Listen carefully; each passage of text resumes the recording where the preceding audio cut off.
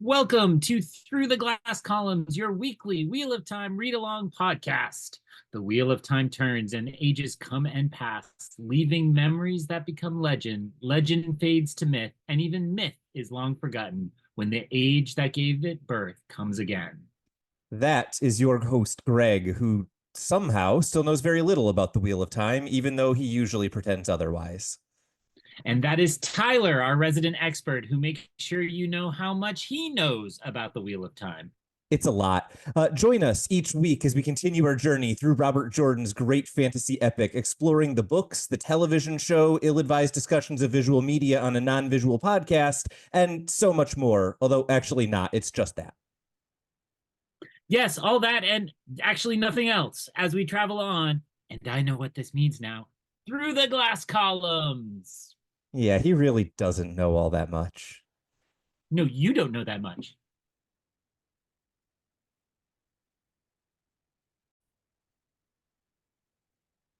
The wheel of time turns and ages come and pass, leaving memories that become legend, especially if you're me trying to remember a character name. Why, hello, it is I, Greg, your faithful host who knows very little about the Wheel of Time. And I am so excited to be joined by none other than, who is it? Yes, of course, it's Tylor. Tylor, how are you?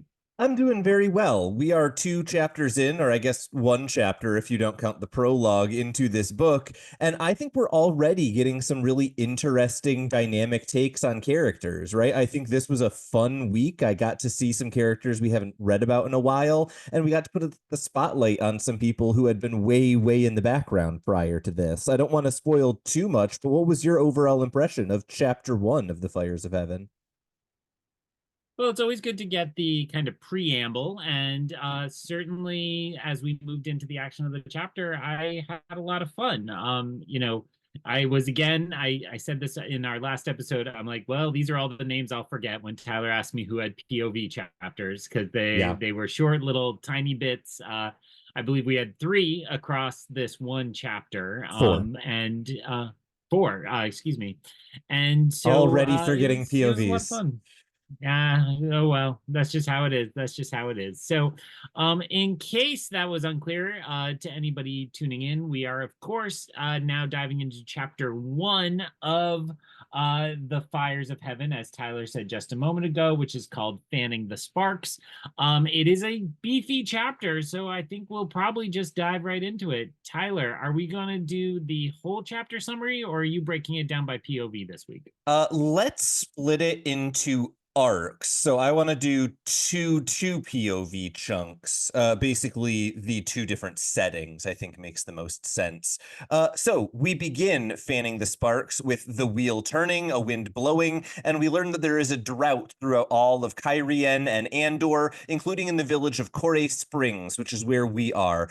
Min is looking past a number of guards to where a local lord is hearing the charges against her and Siwan and Liana because apparently they burned down a barn. Logain apparently abandoned them in the confusion, and Min asks Siwan and Liana what the penalty is, and she is told if they're lucky, it's a strapping or a flogging, which doesn't seem especially reassuring to Min. Siwan seems only concerned by how long the punishment will take, not how severe it is, and Min is admonished by her for using Logain's real name, as they've all been traveling under assumed aliases so as to avoid any attention. Siwan, it's worth noting, refuses to go to Tyr, which is where Min wants to go, and it seems like Siwan is searching for something but has been unable to find it in their travels. Liana pulls out her makeup container and she apparently intends to flirt her way out of this situation. Liana tells the story of her mother, who was a merchant, and how once she used her sexuality to get an incredible deal, and Liana has kind of been chasing that high ever since. Although she says when she was in Aes Sedai, she chose to put on a mask, but now she is going to be removing that mask and being much more herself. And as she says this, she makes a very forward comment that seems to shock Min. Siwan asks why she would risk flirting with a lord who might actually take advantage of her, and Liana's response is to say that it is better than all of the alternatives. At this point, a man comes to bring them before the lord, and Liana starts to script her plan for what she's going to say as they walk, clearly rehearsing silently as they go. The entire village seems to be gathered, and it turns out that it is Lord Gareth Bryne who is presiding over the trial. and we recognize him as the former general of Andor and Morgase's previous lover prior to the arrival of Gabriel. The girls are charged with Logain's theft and assault, and they are told that just because they did not commit the crime personally doesn't mean that they are exempt from the punishment. And a man describes finding them in a haystack, a brief fight, and then a fire breaking out when he dropped a lantern. Lyanna steps up to speak first, and she says that they are refugees using the haystack out of necessity, and says they barely know Dallin, as they refer to Logain, and begs for mercy. Bryne then asks Min if she has a statement, and she apologizes, but Siwan is seemingly defiant, and while she uses a false name, she doesn't provide any other real information to Gareth Bryne.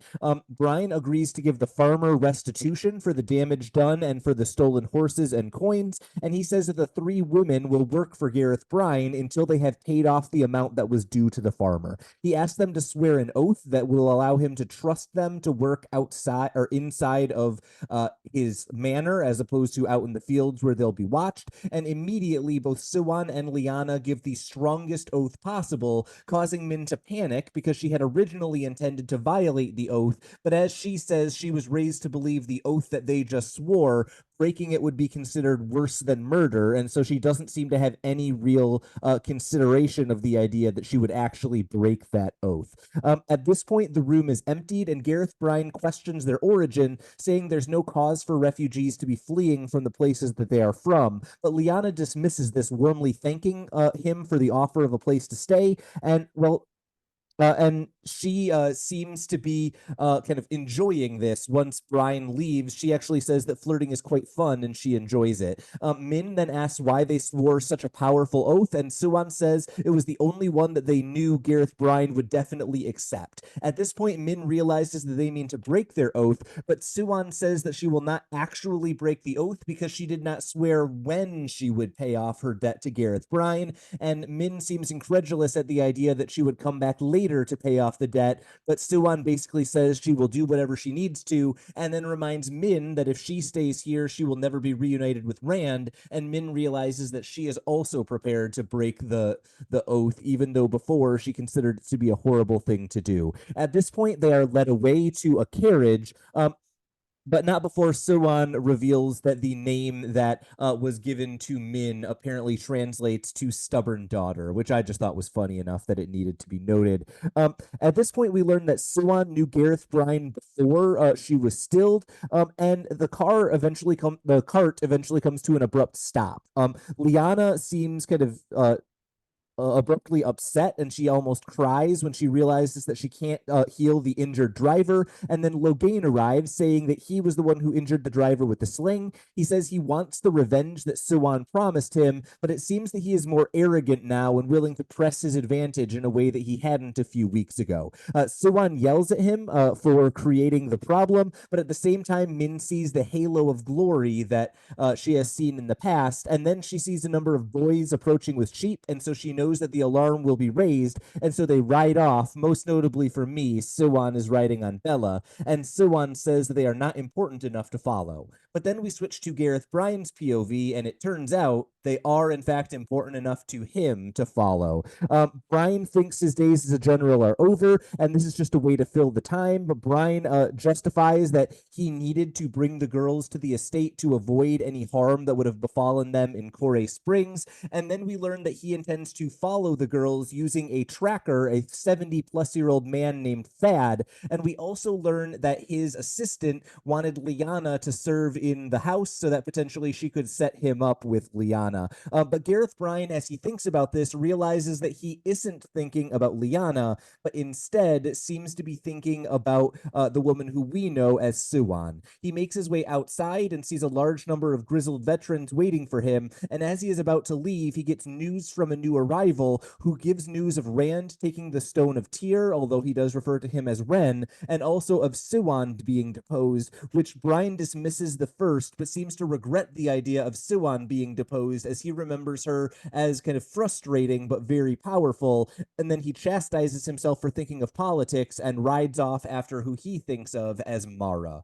Somehow, that was only the first 2/3 of the chapter that I just summarized. What did you think of the Gareth Bryne / Min section, which I think gives us a view into a bunch of characters that we had glimpses at before, but had never really gotten like big character moments the way that we do in this chapter?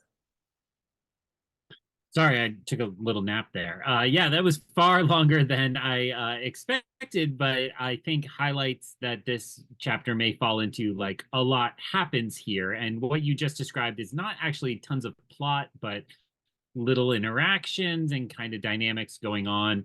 You skipped a lot of what stood out to me in the chapter, which is just like refreshers on how much of the continent is in trouble and Yeah. the different dynamics, which, we went over that a lot last week. So we certainly can skip it this week. But just again, I felt like we were in this mode of like, remember who these people are and what their dynamics are and how they fit into this larger puzzle. I guess I will say I did not remember Gareth at all until the next half of this chapter. They give you the reminder of who Yeah. he really was and kind of fill in that piece just ever so slightly more. But I think I think it worked on me the way it was supposed to, which is in the first half of the chapter, you're supposed to be like, look at this smug lord, thinks he's so great, taking control of our characters. And then the second piece is like, oh, actually, he's a very thoughtful person who would be a good ally because he's being careful about where he sends people and all that. Yeah, absolutely. And as we're thinking about characters or things that you have forgotten, the last time I tried to check in with you on how you liked the opening of every book, you told me you forgot it existed. So I'm going to check in again. How do you feel about wheels turning and wind blowing? It's good, and I did remember it was coming. I think you actually hinted at it last week Oh, in probably. our wrap up.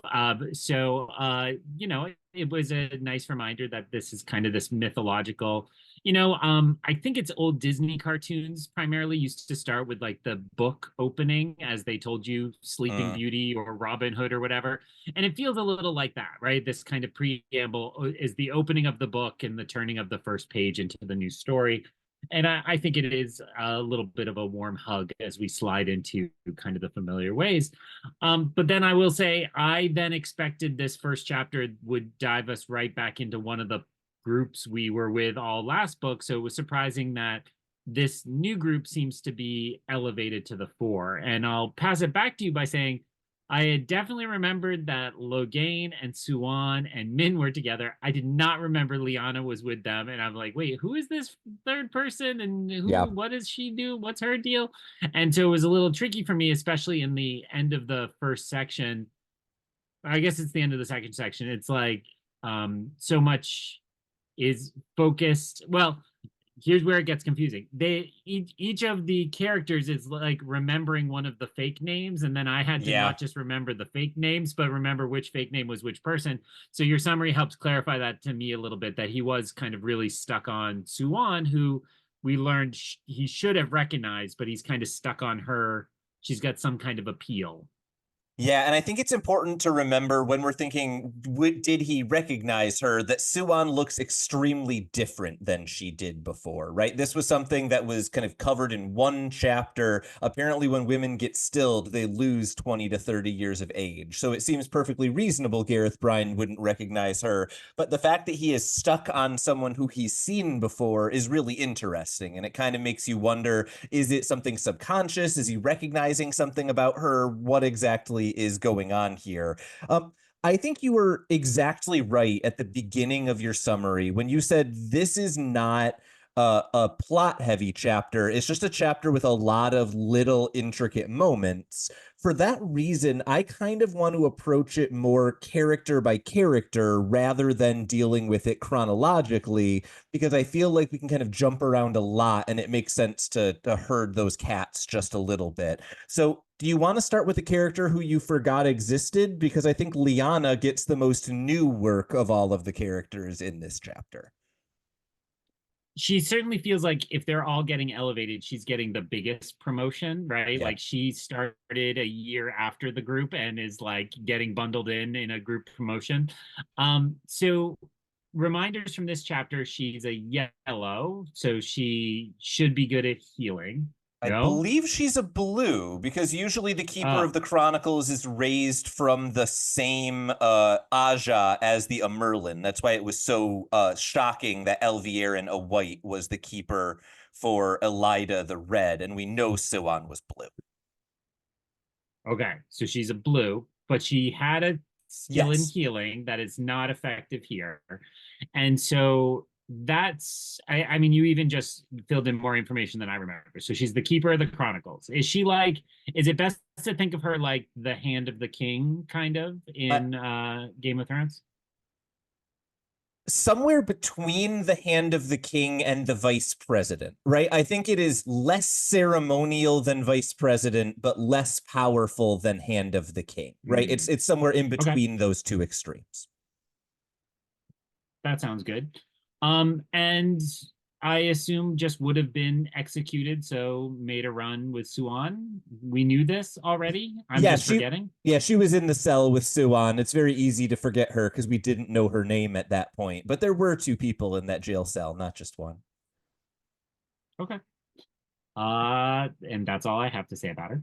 So we get a couple of really interesting things about her in this chapter that I want to highlight. One is the note that you pulled out, the fact that when she fails at healing, which I think is probably just as much about her failing at channeling, it really causes her to like almost break down. And I think this is a really good reminder that both her and Siwan have just gone through like a truly traumatic experience, right? It's basically, I think in the previous chapter, Elida described it as you don't normally kill people after they're stilled because what is the point? And so the fact that Lyanna and Siwan are functional at this point, I think is really impressive, much less not breaking down with that kind of direct reminder about the inability to channel. Sounds good. The other note I have is Lyanna gives us a really interesting family story, and we've had hints before that all of the women think Domanis are like flirty and will steal your man kind of deal, but it's kind of fun to see a character who had previously, we didn't remember her because her sole job was like organizing the paperwork for Siwan.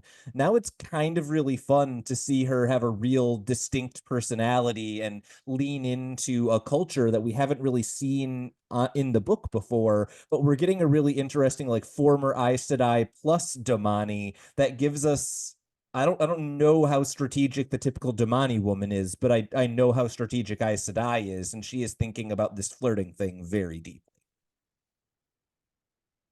Yeah, and you know, it's so easy to just put the Aes Sedai as like an abbey, right? I mean, the TV show has played around with that, and the Greens certainly challenged that, but that you think of like it feels like a nun kind of giving up and renouncing her position and then suddenly like leaning into her feminine wiles to impress people.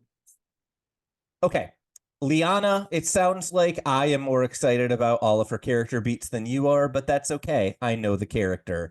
Character number 2, Siwan, is aggressive towards Gareth Bryne, is searching for something. I find her to be kind of the enigma of this chapter. She's the one of the 3 women who I can't quite figure out where she's coming from. And I think partially it's because of what we were talking about a moment ago with Lyanna. It's she should be broken and yet seems more driven than ever. And that's a really interesting place for a character to be, but without being in her head, I can't tell if that's like a coping mechanism or if she's actually okay or what's going on with that character at the moment.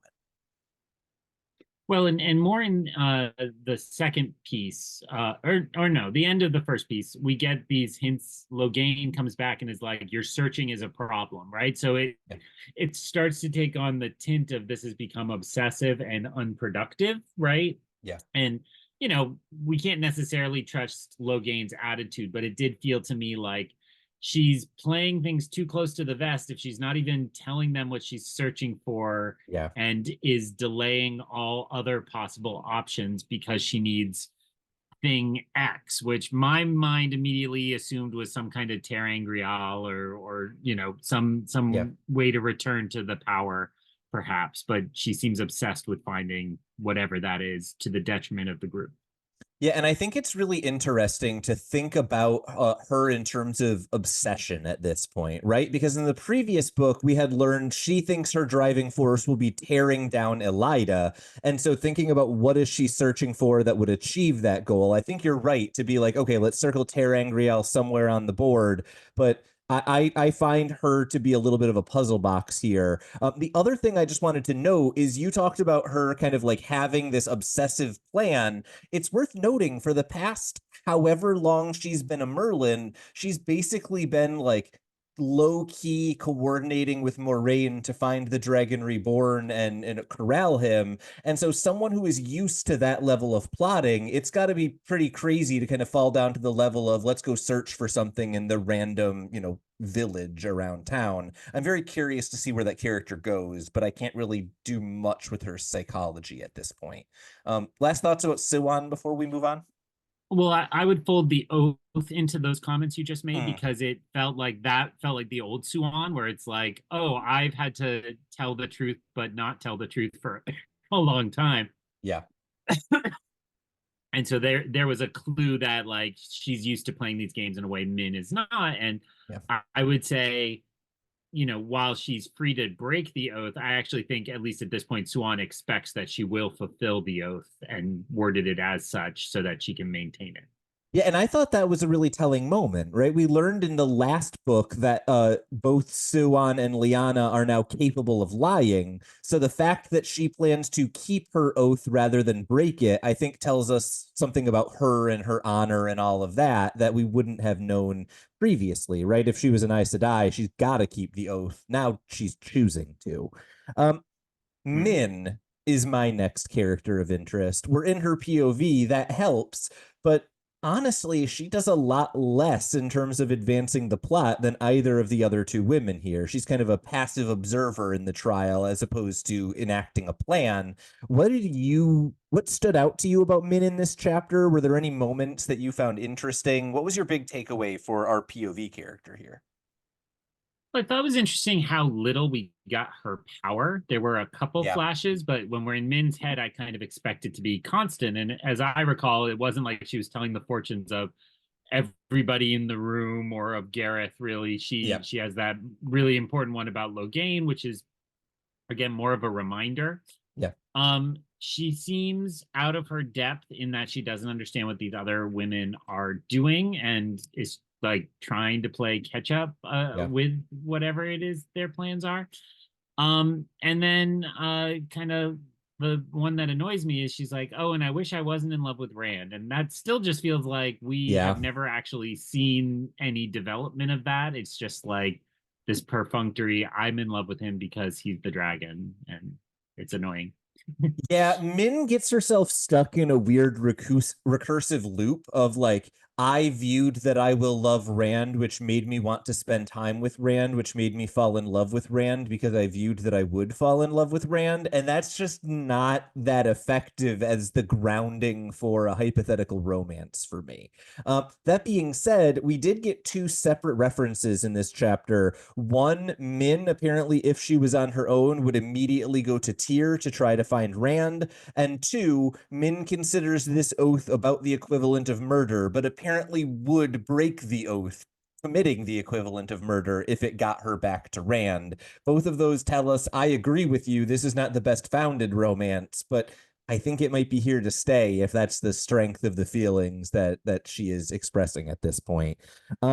Those moments stood out to me. And the other one that I thought was really kind of telling for Min was she responds, I thought, very interestingly to Liana's kind of change. I have never thought of Min as someone traditional. She is known for like not wearing skirts and all of these sort of, very non-traditional things.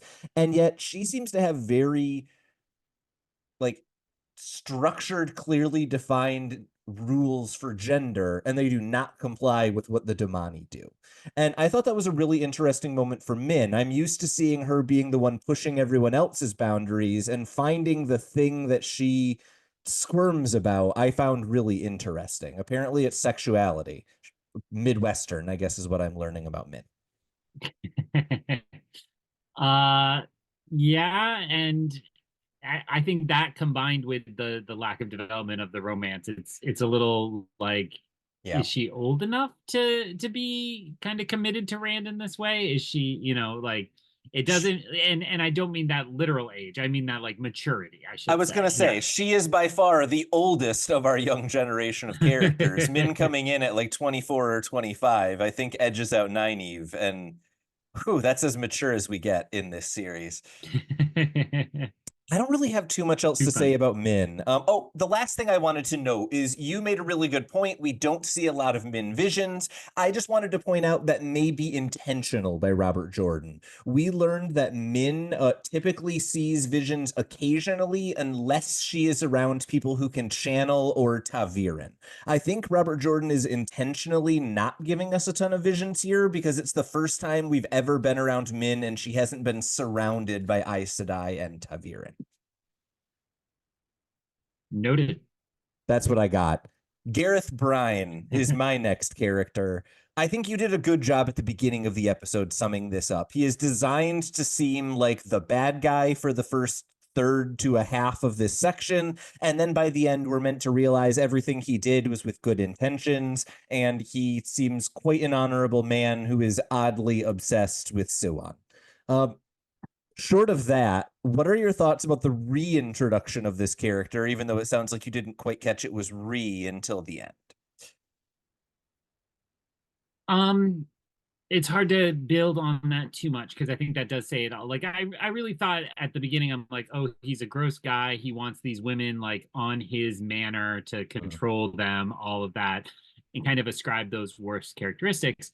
When his POV section starts with him like putting on a fancy hat, and it's like, my wife thought this would make me look like appropriate for the court, or maybe not his wife, but someone that, like, it just kind of humbled him immediately, and you're like, oh, this is not a Lord Luke or someone like that. This is an honorable man. So Yeah. I'm interested that he just the placement of this POV and the nature of it, I'm like, oh, this feels like a main character we're gonna have for this book, and I'm interested to get to know him a little bit more. This folds into my former prediction, still believe it prediction, that Morgase and her plot is going to really be a part of this, and maybe he's part of the breaking of the spell around her or some such. But kind of my mind state of what does this mean, kind of trying to metagame for what's moving forward, more than like, wow, what an incredible character.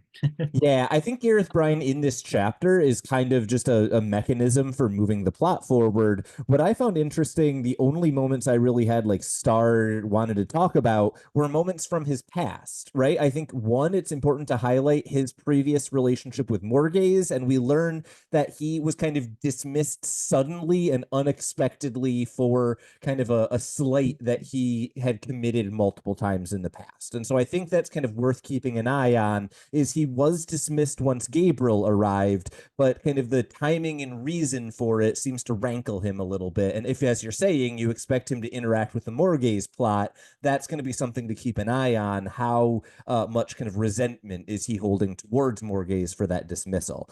The other moment he only thinks of in passing, but the fact that he has met Siwan before, we talked about this a little bit from Siwan's perspective. She's maybe surprised he didn't recognize her, but from his perspective, he actually seems oddly attached to Siwan, right? Like the Merlin, when he learns that she has been deposed, he seems almost like startled and upset by it. That kind of initial starting point for a relationship between two characters who don't know that they know each other, or at least one of them doesn't, I think is the most kind of fertile place here to talk about like what's the effect of it. How do you think this plays out long term? It might be time for some ill-advised predictions from Greg. I mean, I didn't put that much stock in it, and I think this is the TV show infecting my brain, because the TV show makes it clear that the Amerlin Suan is otherwise engaged, and so, and I don't think you're necessarily hinting at a romantic plot necessarily, but there is that kind of fixation. So perhaps, so I did like the moment where the rumors come in and get presented, and he's kind of filing through them, like what he already knows and what doesn't make sense and so on. Yeah. And I thought that showed that he's more savvy. Maybe it's more of that general side of his personality. So that was probably the most attractive part of his character, I thought, or the section that kind of had me paying the most attention. You are clearly missing out on what should be the most important and most telling part of this. Any man who, when he says it is time for an important quest, rounds up a bunch of 70-year-olds, that is going to be a fun plot line for us to follow. I don't know what comes next, but I know Robert Jordan is going to have some like hijinks for these 70-year-old men to get into, and I am here for it. Any last thoughts on Gareth Bryne before I gesture towards Logain and pretend like we have things to say? Logain seems like he abandoned them, didn't actually abandon them. I spent the first half of the chapter angry about Logain, and then was like, all right, he's still here. He's still helping, though his motivations seem dark. Yeah, he seems like a really troubled character, but he brought back Bella, so I'm okay with him for at least another chapter. Greg is sneezing, so I'm going to keep talking. Yeah. Excellent. I don't think I have anything else to say about this section of the chapter other than it was very fun to see Gareth Bryne's like governor of the mansion or whatever trying to set him up with Lyanna the second she realized there was an attractive woman who was joining the manor. That's all I got there. Last thoughts before we jump into the Camelin plotline? Only that helper trying to set him up is exactly my grandmother, right? Whenever somebody came to town that was of the right age for some family member and the right orientation and all that, it was like, oh, matchmaker, let's do this. Yeah. There's a new option, jump fast. Love it. Let us then jump into High Lady LTM's head, who is oddly a character we have met before back in Tyr. She arrives at the palace, and we learn that she has been fleeing Tyr because she is worried about what the dragon will do to her.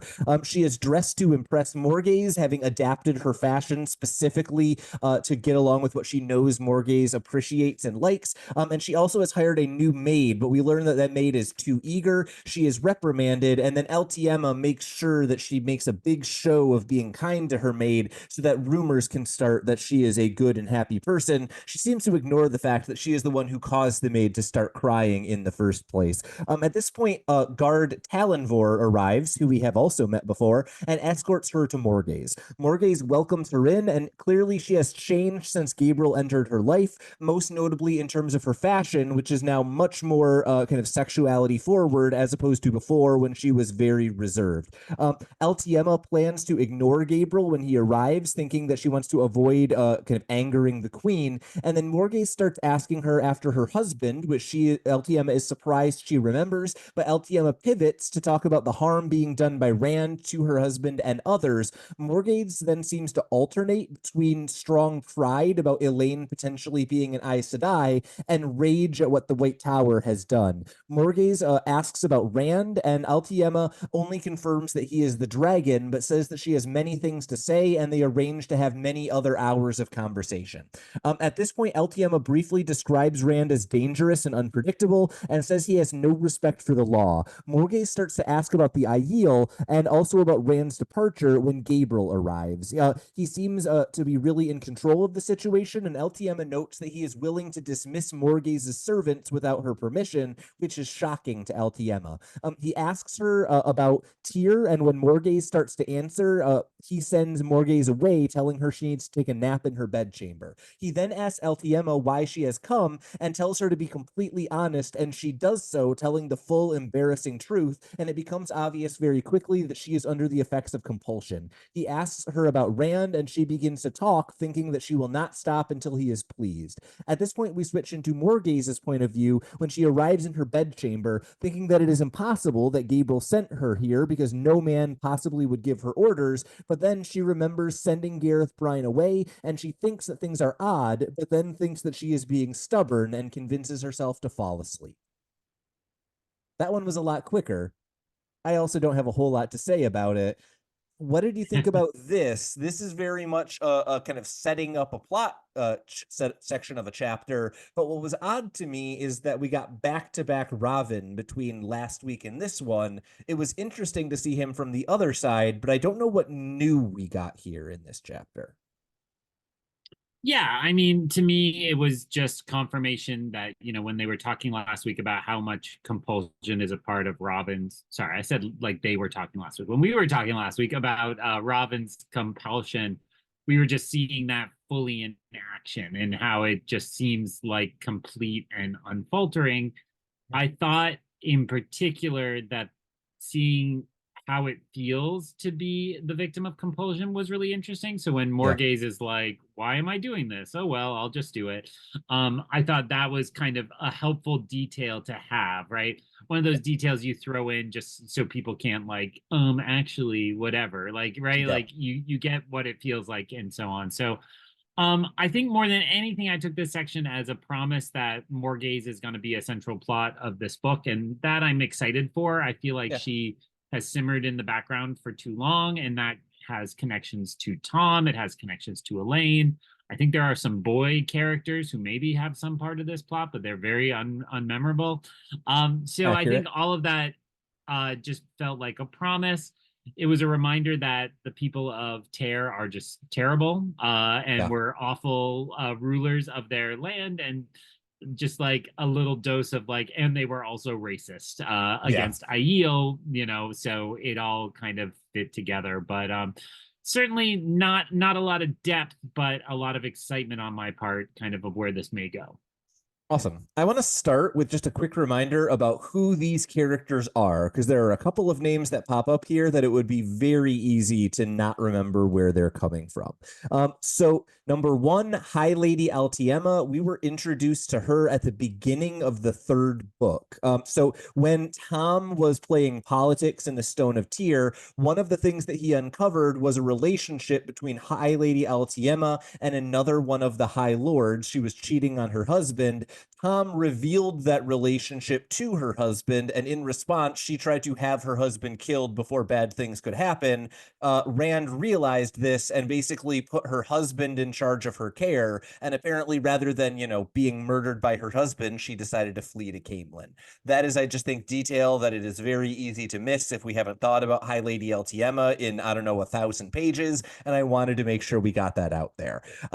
I think you're right, though. If we're thinking about who is this character, just a horrible human is the answer, right? Anyone who is willing to put on a show of kindness, and that's the only reason that they are kind, get rid of that person, please.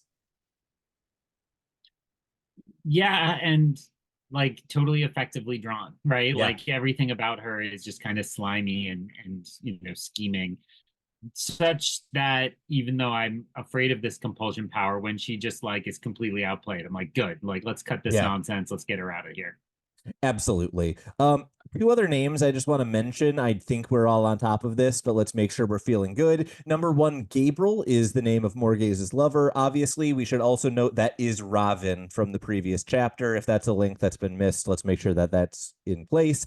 The other thing to note is that Altiema is led towards Morgase by the guardsman Talonvor, and we have met him a couple of times before. We learned, for example, in the first book that he is one of the only guardsmen who is loyal to Morgase as opposed to being loyal to the Andoran kingdom. And so the fact that he is still around and still getting name dropped should make us kind of wonder about what his role potentially is. And what I think you're correctly identifying is a new plot line that's kind of opening up at the beginning of this book. Any thoughts on the characters, any questions you have, or anything you want to say about this section of the chapter? My notes are very brief in terms of big things to cover. I mean, I think you've had it. The strength of compulsion and also the last chapter on the Forsaken just made me question everything actually across both of these, right? Like the whole chapter, both halves. So across the whole chapter, I was thinking a lot about who's in control of their actions, who's not in control of their actions, and what exactly is each scheme kind of leading to. So that is also my way of saying like effective opening. I immediately wanted to keep going and to get hints of where all the characters we spent last book with are. Yeah. I had two more very quick notes, but I think we've covered everything here. One is it was just really fun seeing another character incorrectly draw Rand, right? Like he had been poorly described by Padden Fane in the previous chapter and is now being poorly described by Altiema here, and getting to see kind of what is the 40% true version of Rand from a bunch of different perspectives that are clearly not friendly to him. It's really interesting to start thinking about like what are his weaknesses like politically or in terms of how people are viewing him based on the way that his legend is being told by the people who don't really agree with him. I thought that was a fun moment. The other thing that I had here, just a really quick moment, but when Morgase is getting the POV, there are several moments where she thinks about things that have happened in the past and she seems almost fuzzy on them. And that idea that compulsion kind of causes problems with memory or degrades the person is something that we had talked about in the previous chapter, where Grendel was putting such strong compulsion on some people that Ravin thought of it as a waste. We should also be keeping an eye on people like Altiema and Morgase, and even from the last book, Elaine and Nynaeve, people who are subject to compulsion. We should be watching mentally how much they're holding up or whether they're losing memories or having other side effects from that happening. Duly noted. And that is chapter 1 of the Fires of Heaven. I have nothing else to say about this. It was a short chapter. It was a short week, even though it was long chapters. It's funny how that always seems to happen. Next week, we only have one chapter, but once again, it's a pretty big one. It is chapter 2, Roydian. And guess what, Greg? You get your wish. We get to go back into at least one of the characters who was prominent in the previous book. What are you looking forward to? What do you want out of this book? And it seems like we've now got hints at plots that wouldn't have been expected before. Has it changed your opinion of where you think we're going big picture in this story? Not really. I think it feels so early that we're just, you kind of do that first kind of run around and check in on everybody. It is funny, because my app tracks the percentages, and I'm like, it's already 50 pages down. Like it's not an insignificant amount that we're already covering, but that's a bit of us being a little shorter, and just the book's a little shorter, I mean, and we cooked across these opening sections, but I'm still excited. I am assuming that gaining all these characters means some of our other characters will get kind of a demotion for a book or two, but I don't really have a clear sense of who yet. I think I was going to say it's always natural that Rand takes a chunk of the book, although he did disappear for one book, basically, though he was still very much the focus of that book. But I think, Rand is a natural one. I'm interested. He's got so many characters with him. I want to see Lan got completely lost last book, in my opinion. And so Moraine, Lan, Egwene, like who's going to stay with this? And, we got hints last chapter that we should be getting some more Perrin action, but it'll take some time. So speaking of time, like Tyler said, next week, read Ruidian.